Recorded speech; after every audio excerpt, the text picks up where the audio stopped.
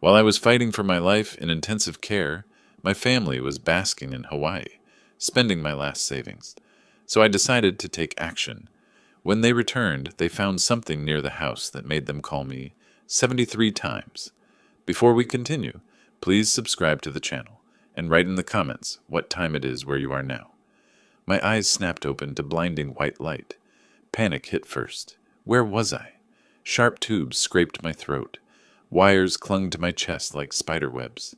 I tried to sit up, but my body felt like it belonged to someone else. The room spun. Machines beeped frantically around me. This wasn't my bedroom in the mountains. This was sterile, cold, wrong. I reached for my throat, desperate to remove whatever was choking me, but my arms barely responded. Help, I tried to say, but only a wheeze escaped. Footsteps rushed toward me. A woman in scrubs appeared at my bedside, her face calm but alert. Behind her, more medical staff crowded into the small space. "Mr. Warren, you're safe," she said, her voice steady. "I'm Dr. Green. Please don't try to remove the oxygen tube." Safe? I wasn't safe. I was trapped in this mechanical nightmare, and I couldn't remember how I'd gotten here. Where am I? What happened to me? My voice came out as barely a whisper. "Mr. Warren, you're in the hospital. You had a heart attack 10 days ago. Please stay calm. The worst is behind you." 10 days. The words hit me like a sledgehammer. 10 days of my life gone. I stared at Dr. Green, searching her face for lies, but found only professional concern. 10 days? Where is my son Dennis? Why isn't he here? Dr. Green's expression shifted slightly. Something flickered in her eyes. Hesitation, maybe discomfort. "Regarding your family. I haven't seen them in recent days. Right now, it's important that you rest." Rest? How could I rest when my son wasn't here? Dennis lived just 20 minutes away. Even if work kept him busy, surely he'd visit his father in the ICU. Unless something had happened to him, too. The machines around my bed continued their electronic symphony. Through the window, I could see snow-capped peaks in the distance. The familiar silhouette of the Colorado Rockies. At least I was still in Evergreen. Dr. Green checked the monitors, making notes on a tablet. Her movements were efficient, practiced. How many patients like me had she seen? How many confused old men waking up from medical nightmares? "Your heart rhythm is strong," she said, looking back at me. "Your body went through significant trauma, but you're responding well to treatment." I tried to process this information. A heart attack. At 67, I'd always prided myself on my health. 40 years in the mines had kept me strong, and retirement hadn't slowed me down much. But apparently my body had other plans. "I need to call Dennis," I said. "Your personal effects are in the hospital safe. Once you're a bit stronger, we can arrange for you to use your phone." Personal effects. Like I was already dead. The thought chilled me more than the hospital air conditioning. The next few hours passed in a blur of medical tests and careful monitoring. Nurses came and went, checking my vitals, adjusting medications. Each time someone entered the room, I hoped it might be Dennis. Each time, disappointment settled deeper in my chest. By afternoon, the initial panic had faded, replaced by a different kind of anxiety. Where was my family? Dr. Green's evasive answer troubled me. In all my years, Dennis had never been the type to abandon responsibility. Even as a kid, he'd been reliable, dutiful. Maybe he didn't know about the heart attack. Maybe the hospital hadn't been able to reach him. That had to be it. I watched the mountain shadows lengthen through my window as evening approached. Tomorrow, I decided. Tomorrow I'd insist on getting my phone back. I'd call Dennis myself, clear up this misunderstanding. The nursing staff prepared me for sleep, dimming the lights and reducing the constant chatter of medical equipment. But sleep felt impossible. 10 days. I'd lost 10 days of my life, and my son was nowhere to be found. Something wasn't right. 5 days had transformed me from an invalid into something resembling a human being again. I could sit up without the world spinning. My voice had returned to its normal, gravelly tone, instead of the whispered rasp that had embarrassed me earlier. Dr. Green entered for her afternoon rounds, tablet in hand, wearing the same professional smile that had greeted me every day since I'd awakened. "How are we feeling today, Mr. Warren?" "Much better," I said, and meant it. The fog in my brain had lifted. My hands were steady. Even my appetite had returned, though hospital food left much to be desired. She went through her routine examination D, checking my pulse, listening to my heart, reviewing the monitors that had become my constant companions. Her expressions remained neutral, but I'd learned to read the subtle signs of satisfaction in her movements. Your indicators have improved significantly, Mr. Warren. Your heart is recovering well. I think we can discharge you in 2 or 3 days. Relief flooded through me. Home, my own bed, my own kitchen, my familiar surroundings in the mountain house I'd shared with Martha for 35 years. That's wonderful news, Doctor. What about my phone? I need to contact my son. Here it is. The nurse brought it from your personal effects. You can use it now, but don't overexert yourself. She handed me the device D, a simple smartphone that Dennis had insisted I get last Christmas. At the time, I'd grumbled about unnecessary technology, but now it felt like a lifeline to the world I'd been cut off from for 15 days. The screen lit up at my touch, battery at 12% but functional. The notification icons showed missed calls and messages, but I didn't want to check them in front of Dr. Green. This conversation with Dennis needed to be private. Thank you, I said, clutching the phone carefully. You've taken excellent care of me. That's what we're here for. Your recovery has been remarkable for someone your age. Keep taking your medications as prescribed. Follow up with your cardiologist next week and avoid any strenuous activity. She made a few more notes, then gathered her materials to leave. Dr. Green, I called as she reached the door. Has anyone called about me? Asked about my condition? Her pause lasted just long enough to confirm what I'd suspected. Hospital policy requires us to contact emergency contacts, but we respect patient privacy regarding visitor information. Diplomatic non-answer, professional deflection, but her meaning was clear enough. After she left, I stared at the phone in my hands. 15 days without speaking to my son.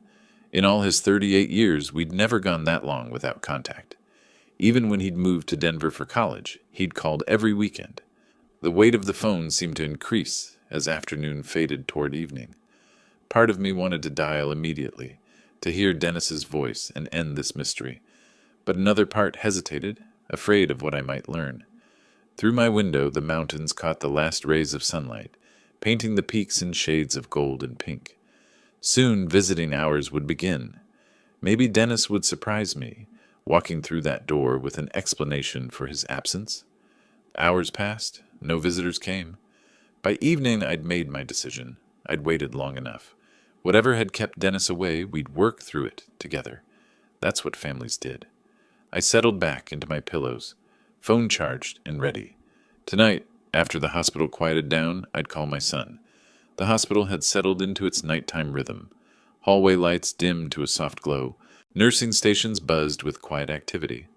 I'd been rehearsing this conversation for hours, imagining Dennis's relief at hearing my voice, his explanations for the long absence. My hands trembled slightly as I selected his number from my contacts. 15 days, the longest we'd ever gone without speaking. The phone rang once, twice. On the third ring, his familiar voice answered, "Dad?" Joy flooded through me at that single word. He was safe, alive, available. "Dennis, finally!" "Where are you, son? I haven't had contact with you for 15 days. Why didn't you visit the hospital?" My excitement made the words tumble together. I wanted to tell him everything, the fear, the confusion, the medical staff who'd taken such good care of me. "Listen, Dad, I can't talk long right now. Pris and I are in Hawaii. I took some money from your stash in the basement for tickets. You understand, we needed a vacation." The words hit me like physical blows. Hawaii. Vacation. My money. "What? Hawaii? 15 days ago I was dying in the ICU and you were flying off on vacation." Background sounds filtered through the phone connection. De-ocean waves, distant music, the carefree atmosphere of a tropical resort. While I'd been fighting for my life, attached to machines, wondering if I'd survive another day. "Don't be so dramatic, Dad. You can see you're alive. Listen, international calls are expensive here. We'll talk when we get back in a week." The line went dead. I stared at the phone, unable to process what had just happened. The cheerful sounds of Hawaii still echoed in my memory, D-waves lapping against beaches while I'd struggled to breathe through tubes. My money. He'd stolen my money. The emergency fund I'd kept in the basement, saved from decades of mine work, set aside for real emergencies, medical bills, home repairs, end-of-life expenses, money I'd planned to leave him someday when I no longer needed it. He'd taken it for a vacation, while his father lay unconscious in intensive care. The phone trembled in my grip. 15 days of wondering where he was, if something terrible had happened to him. 15 days of nurses asking about family, doctors making gentle inquiries about visitors, the embarrassment of being the patient nobody came to see. All while Dennis sipped tropical drinks, and his wife posted Instagram photos from paradise. My heart monitor began beeping faster, responding to the surge of emotions I couldn't control. Betrayal cut deeper than any physical pain I'd endured. This wasn't the son I'd raised, the boy who'd helped me through Martha's cancer, who'd called every weekend from college. This was a stranger who'd stolen from his dying father. The mountains outside my window looked different now, darker, more forbidding. The familiar peaks that had comforted me for 67 years now seemed like prison walls, trapping me with this horrible knowledge. Dennis would return in a week, expecting everything to be normal, expecting his father to understand, to forgive, to pretend that 15 days of abandonment during a medical emergency was acceptable behavior. But something had changed in me during that phone call. Something fundamental had shifted, like tectonic plates beneath the mountains. I wasn't the same man who'd collapsed with a heart attack 15 days ago. The dial tone droned in my ear long after Dennis had hung up. I held the phone against my chest, feeling my heart pound against the plastic case. The machines around me continued their electronic symphony, but everything else had gone silent. 15 days. 15 days I fought for my life, and he didn't even call to find out if I was alive. Instead, he went into my stash and flew off to have fun. I set the phone on the bedside table with shaking hands. The hospital room felt smaller now, the walls pressing closer. Through the window, Evergreen's mountain peaks stood like silent sentinels against the star-filled sky. Sleep was impossible. Every time I closed my eyes, I heard ocean waves in the background of Dennis's voice, casual, dismissive, like talking to an inconvenience, rather than the father who'd raised him alone after Martha died. The night stretched endlessly. Nurses made their rounds, checking monitors, adjusting IV drips. I pretended to sleep, but my mind was racing through 30 years of memories. 30 years I've been pulling him out of trouble. When he got fired from the auto dealership, I paid 3 months of his mortgage. When he drank away his Christmas bonus, I gave him money for utilities so Pris wouldn't leave him. Every crisis, every mistake, every poor decision, I'd enabled it all. The pattern was so clear now. Dennis would call with a sob story, I'd write a check, and he'd disappear until the next crisis. Martha used to warn me about it before she passed. "You're making him weak, Percy," she'd say.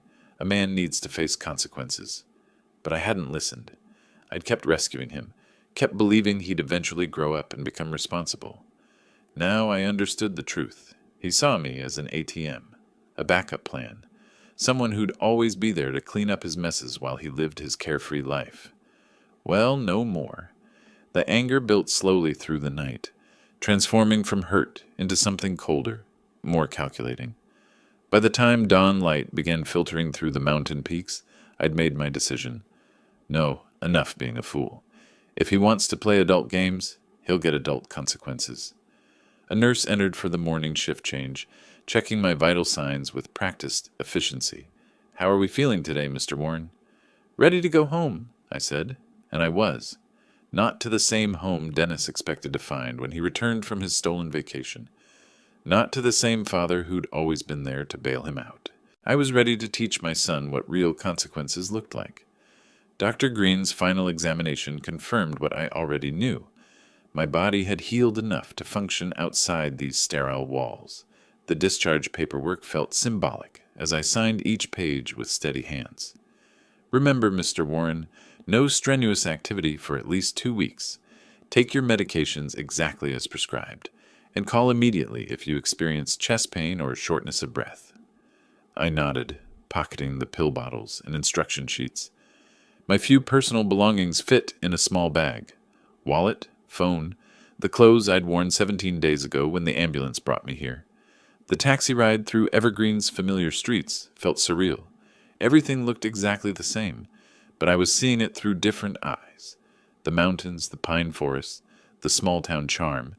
It all belonged to a life I'd lived before. I understood what my own son thought of me.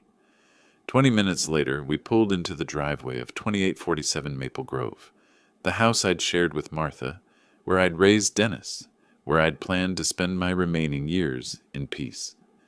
The key still worked. The front door swung open to silence. Inside, evidence of their hasty departure scattered throughout the rooms. Dirty dishes in the sink. Pris's makeup scattered across the bathroom counter. Dennis's work clothes draped over the bedroom chair. They'd left in a hurry, eager to catch their flight to paradise. The basement stairs creaked under my weight as I descended to check the damage. Behind the water heater, where I'd kept my emergency fund for 15 years, the loose floorboard had been pried up carelessly. The metal box that had contained $8,000 in cash lay empty, tossed aside like garbage. $8,000. My backup plan for medical emergencies, home repairs, funeral expenses, gone. But as I stood in that violated basement, something unexpected happened. Instead of despair, I felt relief, clarity. For 30 years, I'd wondered if I was being too harsh in my judgments of Dennis. Maybe he really was trying. Maybe the failures weren't entirely his fault. Maybe I expected too much. Now I knew better. I climbed back upstairs and found Tom Reed's business card in the kitchen drawer. Tom had handled the paperwork when Martha and I bought this house 30 years ago. He'd built a solid reputation in Evergreen's real estate market. My fingers were steady as I dialed his number. Reed Realty, Tom speaking. Tom, this is Percy Warren. I need to urgently sell the house on Maple Grove as quickly as possible. A pause. Percy, you just got out of the hospital. Maybe you should rest first. Think everything through. No, Tom. I need investor buyers. Cash. Maximum speed deal. Do you have such clients? Well, yes. There are several.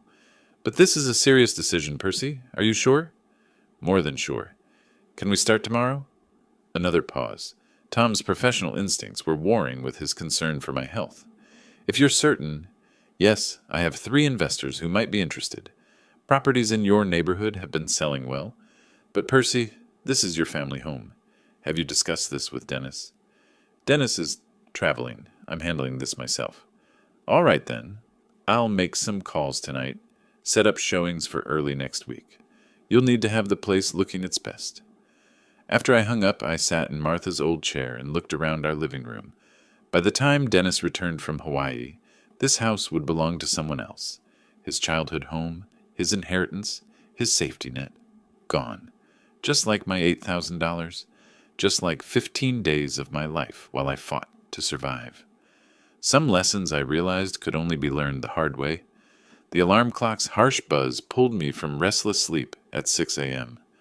My first night back in my own bed had been fitful, interrupted by chest pain and the weight of what I'd set in motion. But when I sat up and looked around the bedroom I'd shared with Martha for decades, determination replaced discomfort. 4 days until Dennis returned. 3 days to prepare for Tom's investor showings. The phone rang as I finished my morning coffee. Percy, how are things going with the preparation? Tom's voice carried professional concern. I surveyed the living room with critical eyes. Dust on the mantelpiece. Scuff marks on the hardwood floors. The general wear that accumulates when a house becomes just a place to eat and sleep rather than a home. Almost ready. When is the first showing? Tomorrow after lunch. Are you sure everything's ready? You sound tired. I was tired. The physical exertion of yesterday, cleaning, organizing, making the house presentable, had pushed my recovering heart harder than Dr. Green would approve. But time was running short. Everything's under control, Tom. The main thing is speed. After hanging up, I got to work. The living room came first. I moved furniture to vacuum underneath, wiped down every surface, touched up scuff marks with paint I found in the garage. My chest ached after 20 minutes, forcing me to rest on the couch until the discomfort passed. But I kept going. The kitchen required more effort. Years of bachelor cooking had left grease stains I'd stopped noticing. I scrubbed them away methodically, replaced the burned-out light bulb over the sink, tightened the loose handle on the cabinet door that had annoyed Martha for years. By noon, my shirt was soaked with sweat, and my hands shook from exertion. The shortness of breath worried me, but not enough to stop. The bathroom was next. I replaced the cracked tiles around the bathtub, grouted the loose ones, installed a new shower head. Simple repairs I'd been putting off for months became urgent necessities. Each task pushed my physical limits a little further. Each completed repair brought satisfaction that surprised me with its intensity. This wasn't just house preparation, this was erasure. I was systematically removing every trace of the life Dennis expected to inherit. Every improvement made the house more attractive to buyers, more likely to sell quickly for cash. The afternoon brought a call from Tom with updates on interested investors. 3 solid prospects, all cash buyers looking for rental properties in Evergreen's growing market. "The first showing is set for 2 p.m. tomorrow," he said. "You've done good work, Percy. The house shows well." By evening, my entire body ached, but the transformation was remarkable. The house looked better than it had in years, clean, repaired, ready for new owners. I sat in Martha's chair with a glass of water and my evening medications, surveying what might be my last night in this house. Tomorrow, if things went well, I'd accept an offer. By the weekend, Dennis would return from Hawaii to find his inheritance sold. The thought should have brought regret. Instead, I felt only cold satisfaction. Some bridges needed to be burned completely. Tom's sedan pulled into my driveway at exactly 2 o'clock, followed by a sleek BMW with Colorado plates. Through my kitchen window, I watched a woman in an expensive suit emerge from the passenger seat. Polished, professional, carrying a leather portfolio that probably cost more than my monthly pension. My stomach tightened. Everything depended on the next hour. "Percy, meet Sarah Collins," Tom said as I opened the front door. "She specializes in residential investment properties throughout the Front Range." Sarah's handshake was firm, businesslike. Her eyes immediately began cataloging details. The fresh paint on the porch railing, the new welcome mat, the gleaming front windows I'd spent yesterday morning cleaning. "Lovely location," she said, though her tone suggested she was already calculating rental income potential rather than appreciating the mountain views. The tour began in the living room. I'd arranged the furniture to maximize space, removed family photos that might make the house feel too personal for an investor's vision. Sarah took notes on her tablet, measuring rooms with a laser device, checking the condition of hardwood floors I'd spent 2 days refinishing. "Original oak throughout," Tom highlighted. "Percy's maintained this place beautifully." Sarah nodded absently, running her finger along the windowsills I'd scrubbed clean, testing the ceiling fan I'd repaired, opening and closing the closet doors I'd rehung properly. Everything I'd pushed my recovering body to accomplish over the past 3 days. In the kitchen, she examined the updated fixtures, the new backsplash tiles I'd installed despite the chest pain, the spotless appliances. Her expression remained neutral, professional. "The bones are solid," she admitted, checking the water pressure at the sink, "but the market's been challenging lately." My heart rate increased, though whether from anxiety or physical exertion I couldn't tell. The basement inspection worried me most. This was where Dennis had ransacked my savings, where evidence of his betrayal lived in the torn-up floorboards I'd repaired. But Sarah simply noted the furnace condition, the electrical panel upgrades, the dry foundation walls. Back upstairs, she settled into Martha's chair, my thinking chair, and opened her portfolio. "The house is in decent condition, but your price doesn't match the current market. I can offer 40% less." The number hit like a physical blow. 40%. That wasn't negotiation. That was insulting. "That's too low for such a house," Sarah shrugged, closing her portfolio with a snap. "Then look for another buyer. Good luck." She was standing, shaking Tom's hand, walking toward her BMW before I could fully process the rejection. Professional, efficient, completely indifferent to the desperation she'd probably sensed but chose to exploit. Tom lingered after her departure, his face creased with concern. "Percy, don't be discouraged. This is normal for the first showing. Tomorrow we'll try with another client." Tomorrow. Dennis would return tomorrow evening, expecting to find his childhood home waiting like a safety net he could continue abusing indefinitely. Instead, he'd find... what? A father who'd failed to even sell the house he'd threatened to sell? "Who's the next client?" I managed. "Robert Chen. Different type of investor, more reasonable, less predatory. He appreciates quality over quick profits. After Tom left, I sat in my thinking chair and stared at the mountain peaks, visible through windows I'd cleaned with my own hands. 40% less. The insult stung almost as much as the practical failure. But I wasn't done yet. The silence felt heavier after Tom's departure. I remained in Martha's chair, watching afternoon shadows stretch across floors I'd polished until my back screamed in protest. 40%. The number kept echoing in my mind like a taunt. Dennis would return tomorrow evening. 24 hours to salvage a plan that had taken everything I had left. The house around me felt different now. Not like a home I was preparing to sell, but like a fortress under siege. Every improvement I'd made, every hour of painful labor, every compromise with my recovering heart's limitations, all rejected with casual indifference. But Sarah Collins had taught me something valuable. She'd shown me the difference between what I wanted and what the market would bear, between justice and revenge, between principle and practicality. The phone felt heavy in my hands as I dialed Tom's number. "Tom, I need results tomorrow. I'm ready to lower the price by 20%. A pause. I could hear him recalculating, reassessing the property value in light of my newfound flexibility. "That's much more realistic. I have an investor who's looking for exactly this type of property. He can pay cash." Cash. The magic word that made everything else negotiable. "Cash is perfect. When can he look?" "Tomorrow morning." "Percy, why such urgency? What happened?" The question I'd been dreading. Tom was too smart, too experienced not to sense the desperation behind my sudden willingness to compromise. But some truths were too complicated, too personal for professional relationships. "Personal reasons, Tom. Just trust me." Another pause.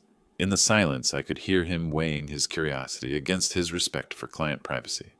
Professional discretion won. "All right, then. Robert Chen, 9 a.m. sharp. He's serious about expanding his rental portfolio in mountain communities." After hanging up, I walked through the house one more time, seeing it through different eyes now. Not as the family home where I'd raised Dennis, where Martha and I had built 30 years of memories. Not even as the inheritance Dennis assumed would always be waiting for his next crisis. I saw it as a commodity, a tool, something to be traded for the satisfaction of watching my son learn what consequences actually felt like. The kitchen where Martha had taught Dennis to make pancakes on Sunday mornings. The living room where we'd watched him graduate high school on televised ceremonies during the pandemic. The basement where he'd hidden during thunderstorms as a boy, later returning as a man to steal from his unconscious father. Every room told the story of opportunities wasted, lessons unlearned, kindness transformed into weakness.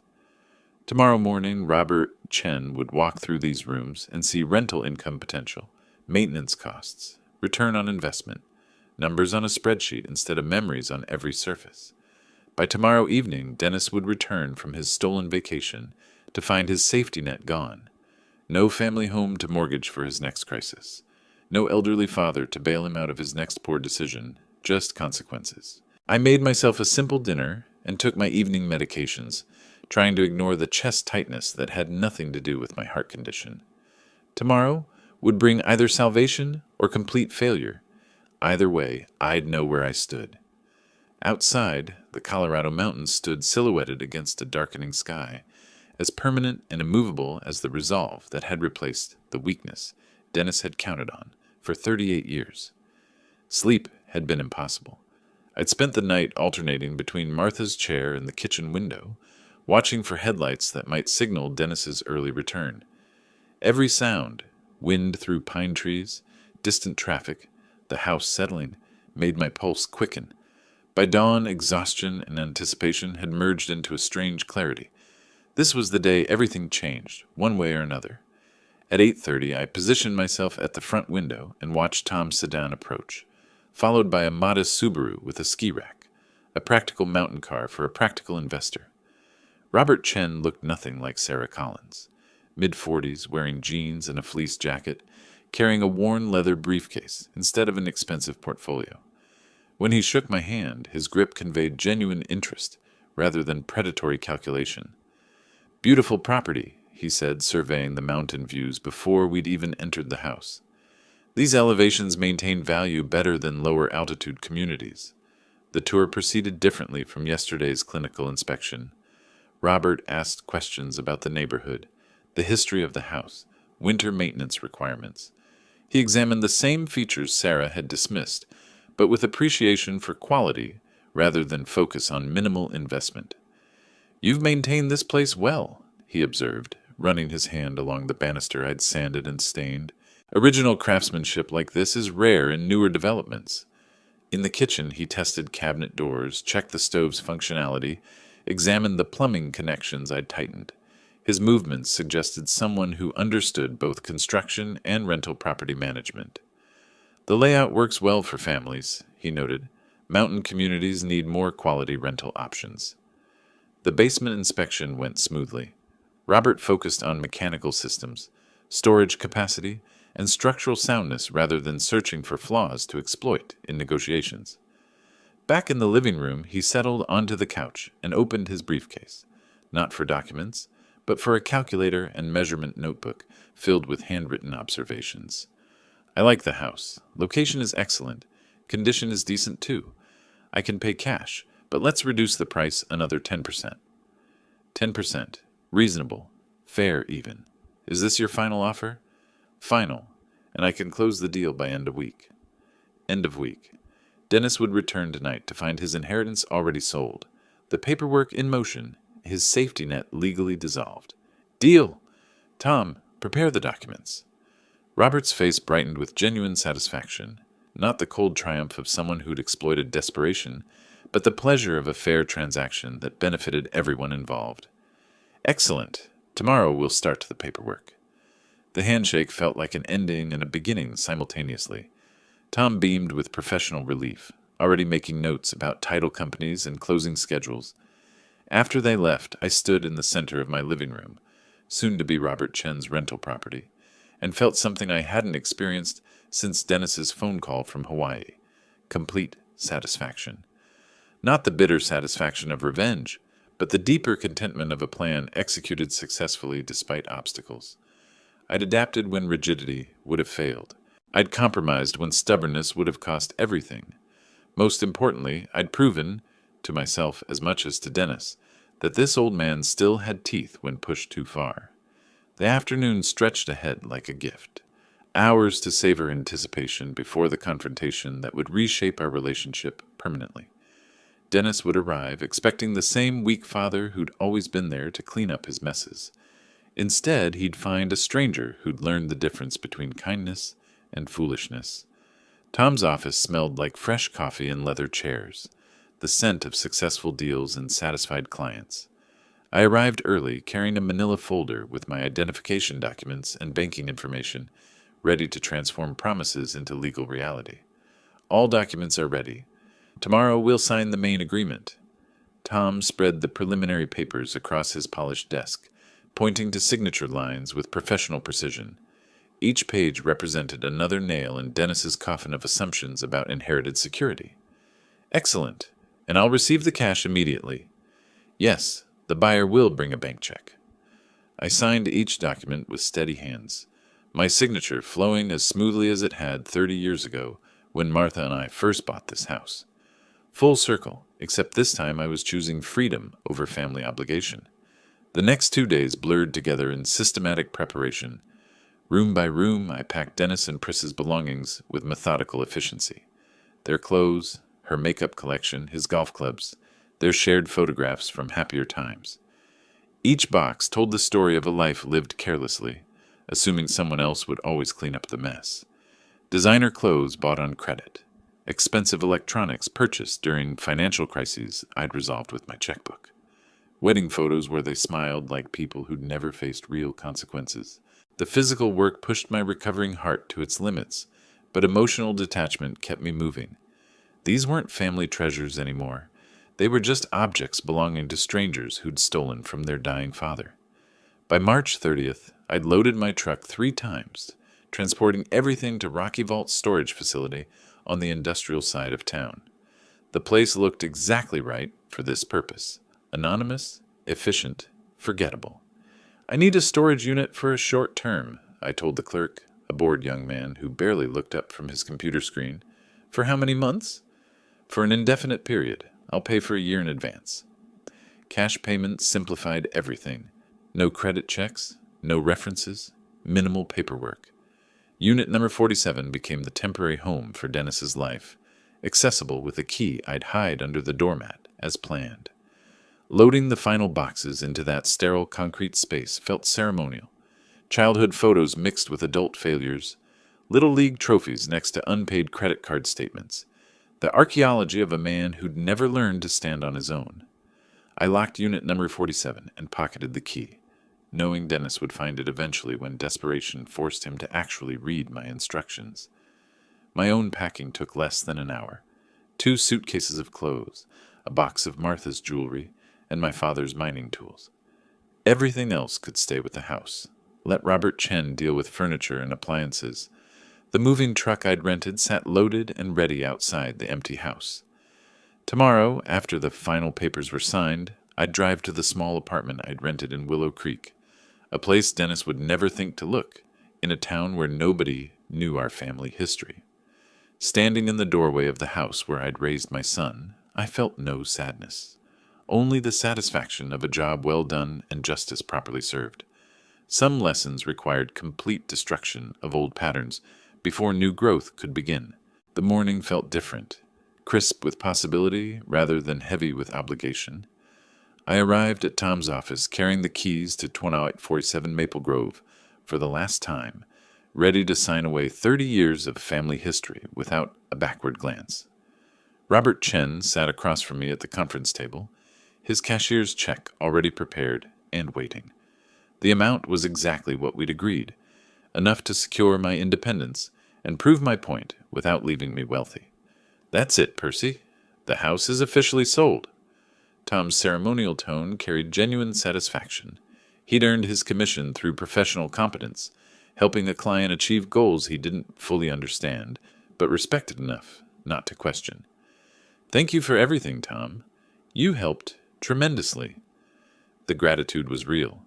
Without Tom's expertise and discretion, this plan would have remained just an angry old man's fantasy instead of executed justice. "What will you do now? Where are you move on?" Tom's curiosity was natural, professional. In 30 years of knowing me, he'd probably never seen me make such a dramatic life change. "I have a plan, don't worry." Mystery served my purposes better than explanation. The fewer people who knew my new address, the better Dennis would learn to accept permanent consequences. The bank visit took longer than expected, converting a large cashier's check into cash-raised eyebrows, and required additional identification. But by noon I walked out with enough bills to fund my new life comfortably. The house waited for me, completely empty except for the note I'd been composing mentally for days. I'd written and rewritten the words in my mind, crafting each sentence to deliver maximum impact while maintaining dignity. The kitchen table, Martha's favorite spot for serious conversations, seemed like the right place for my final communication with Dennis. I sat down with a legal pad and began writing in careful handwriting. "Dennis, when you read this, the house has already been sold. Your belongings are in storage unit number 47 at Rocky Vaults. Key is under the doormat. Don't try to find me. It's pointless. For 30 years, I've been your safety net. Every financial crisis, every poor decision, every consequence you couldn't face alone. I was there with my checkbook and my patience. When you got fired, I paid your mortgage. When you drank away your bonus, I covered your utilities. When you needed vacation money, you helped yourself to my emergency fund while I lay unconscious in intensive care. 15 days I fought for my life in that hospital room. 15 days wondering if I would survive to see my family again. While I struggled to breathe through tubes and machines, you were sipping tropical drinks with money stolen from your dying father. You called me dramatic for objecting to your theft and abandonment. You hung up on me because international calls were expensive. You treated my near-death experience like an inconvenience to your vacation schedule. Now you'll understand what it means to have no safety net, no father to bail you out, no family home to mortgage for your next crisis. You're 38 years old. It's time you learned to face consequences like an adult. Don't contact me. Don't look for me. Don't expect reconciliation or forgiveness. This isn't cruelty, it's education. The School of Hard Knocks has officially opened, and tuition is everything you took for granted. Your mother would be ashamed of what you've become. I'm ashamed I enabled it for so long. Learn to stand on your own 2 feet, Dennis. It's never too late to become the man I hoped you'd be. I signed it simply, Percy Warren, and left it propped against the sugar bowl where Dennis would definitely see it. Walking through the empty rooms one final time, I felt only relief. No ghosts of family dinners or Christmas mornings haunted these bare walls, just the echo of my footsteps moving toward a future built on self-respect instead of family obligation. The front door closed behind me with a satisfying click. Sunlight streaming through unfamiliar windows woke me at dawn. For a moment, I forgot where I was. The ceiling was different. The sounds outside my bedroom were new. Then memory flooded back, bringing satisfaction instead of confusion. I was free. My new apartment in Willow Creek was modest but sufficient. 2 bedrooms, a small kitchen, mountain views from the living room window. Everything a 67-year-old man needed to live comfortably without the weight of family drama pressing down on his shoulders. Coffee tasted different here. Better, somehow. The simple pleasure of morning routine without wondering when the next crisis would arrive, when the next desperate phone call would interrupt my peace. At exactly 9:30, my phone began buzzing. The screen showed Dennis's name and number, followed immediately by another call, then another.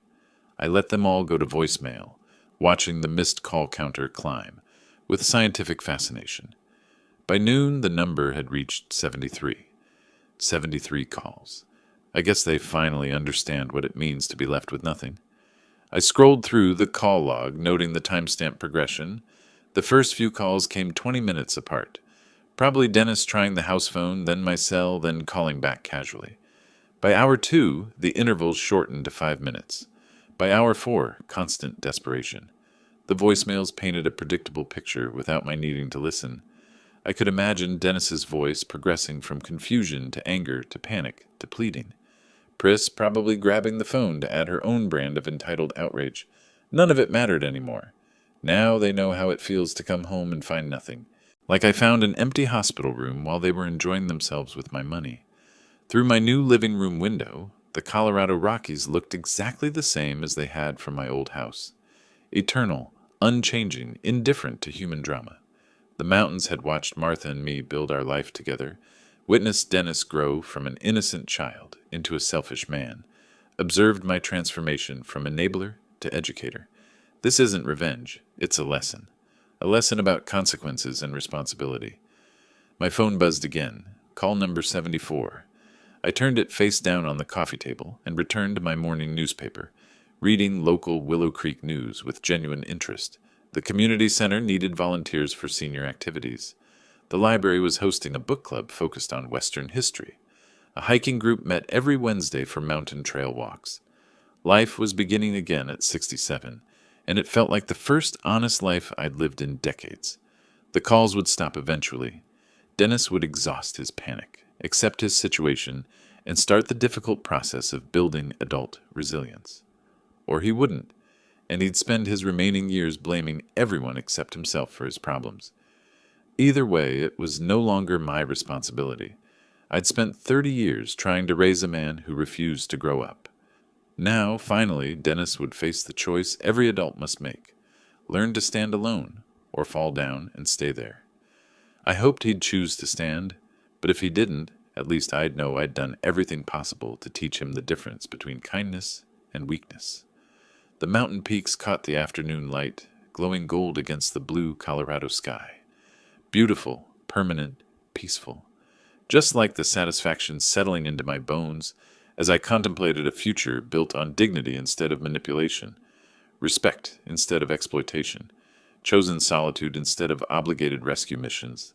Dennis had taught me an unexpected lesson through his betrayal. Sometimes the greatest gift you can give someone is the chance to succeed or fail entirely on their own merit. At 67, I was finally ready to live for myself. If you like this story, please like this video, subscribe to the channel, and share your impressions of this story in the comments. To listen to the next story, click on the box on the left. Thank you for watching.